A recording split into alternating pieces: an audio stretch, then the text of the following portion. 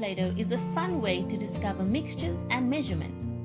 For today's video of Science at Home, we'll be taking you through making some colorful Play-Doh. You will need 1 cup of flour, a 1/4 cup of salt, some food coloring of your choice mixed in water, some cooking oil, and 2 spoons. First, mix the salt thoroughly into the flour. Next, add 2 tablespoons of cooking oil and mix again.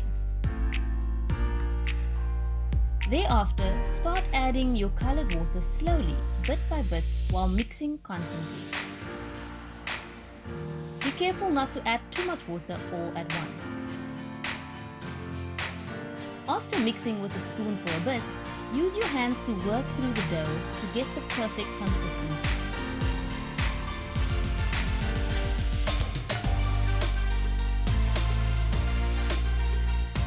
And there you have it, some colorful Play-Doh. We hope you guys enjoyed this video. Let us know about your Play-Doh making experiences. Don't forget to like and subscribe, and remember, always question, always wonder.